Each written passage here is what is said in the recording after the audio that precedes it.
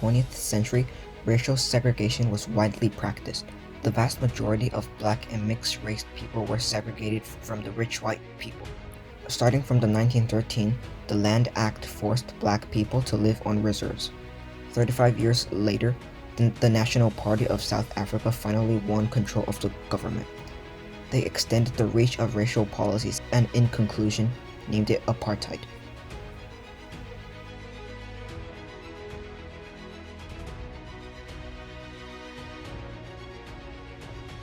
In 1950, the National Party issued their first act, the Population Registration Act. It classified civilians into white, native, which means black, and mixed races. The government issued an identity card for each person, which states their racial status. The Groups Area Act also created separate living and working places in each urban city for each race. The whites own most of the land, even though the majority of people are non-whites. To oppose the acts and laws, educated blacks formed the South Africa Native National Congress. They later changed their name to ANC, which stands for the African National Congress. This was the first of many anti-apartheid groups to come.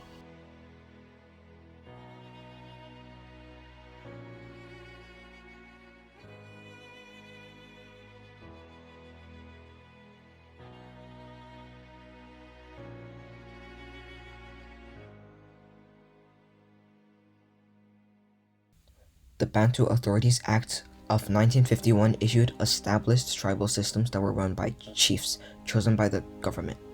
In 1955, the famous meeting called Congress of the People was held by the anti-apartheid groups. It included black, mixed races, Indians, and whites that are willing to help them. Around 150 people that attended got charged with treason. In 1959, a fourth category of identity is created for Asians, which mainly included Indians.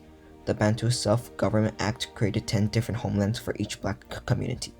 A group of black people led by Robert Sobuk left ANC and formed PAC, which stands for the Pan-Africanist Congress. In 1960, PAC began a nonviolent protest against past laws in Sarkville. Because of this, police opened fire on the crowds, killing 50 people and wounding 180 in the process. Due to this event, apartheid leaders came to the conclusion that the movement wouldn't be successful without violence. The Indemnity Act of 1961 allowed police to torture and kill when doing their daily duties. The people that got charged with treason were also released. From 1961 to 1963, many countries forced economic sanctions against South Africa.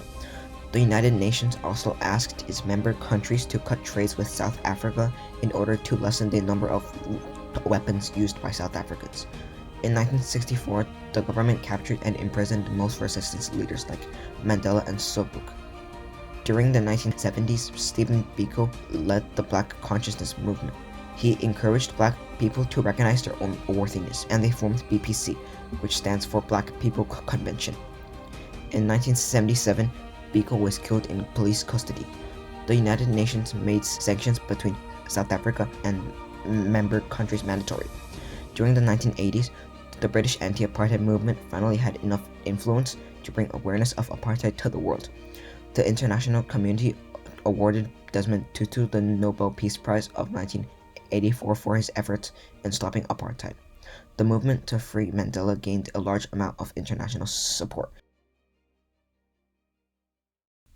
Due to the sanctions from multiple countries, South Africa had to end past laws, legalize interracial marriage, and end segregation in some public facilities.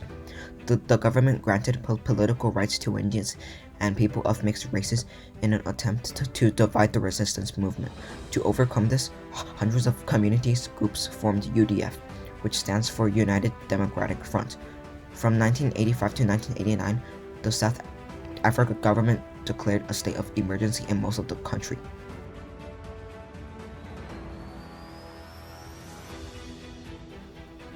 F.W. de Klerk became president of South Africa in 1989 and led the demolishing of apartheid.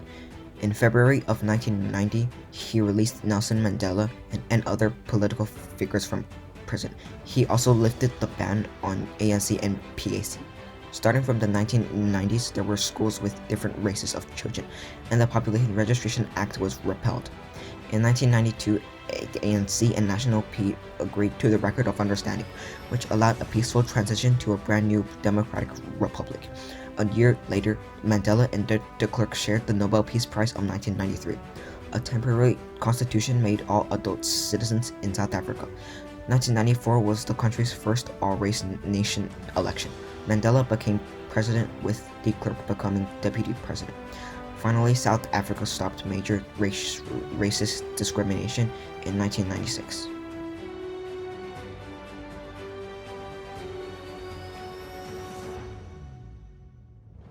Apartheid was one of the most major events in history. Without Mandela, Biko, or other political figures, the transition between a segregated and free country could never have occurred. The capabilities and influence of a person doesn't depend on their skin color, but rather on what they believe and fight for. One person can change the world.